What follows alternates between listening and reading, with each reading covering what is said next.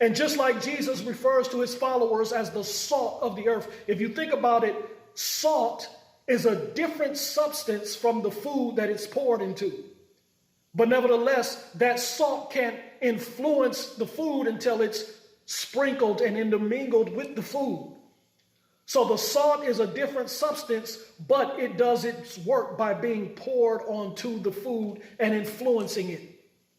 And that's kind of what Jesus is talking about here when he says to his followers, you are the salt of the earth. We were meant to be sprinkled like seasoning onto the earth and influence the world by being what God called us to be. And so, brothers and sisters, this is very relevant to what we're dealing with right now today in our society, as the world is looking for answers, as the world is in fear. Our job is to be like salt, to be poured into society and influence the world so that they might see the light. And therein comes the second metaphor. You are the light of the world. By being poured and sprinkled into the world, we also serve as light to give visibility so that men and women can see their way through the darkness. But there's a couple of things that this passage presupposes. This passage presupposes certain things about the world. First of all, that the world is corrupt and in a state of decay, and that it is decaying, and also that the world is characterized by darkness. What does salt do? Now, in the ancient world, the primary use of salt was as a preservative.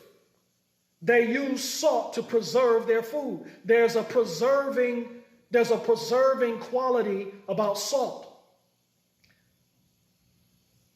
It keeps the food from decaying and from rotting.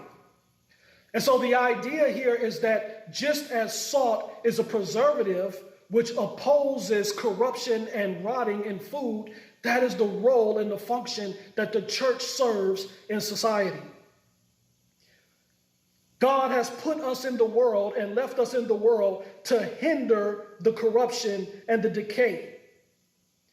This text presumes that the world is in a state of decadence and that it is decaying. And God has left his people here to preserve that which is whole about the world.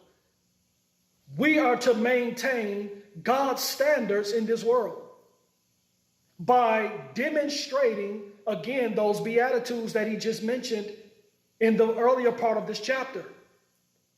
By us being humble and gentle and loving our neighbor and being at peace with our neighbor, by us following God's word and trusting in him, we bring what is good to society.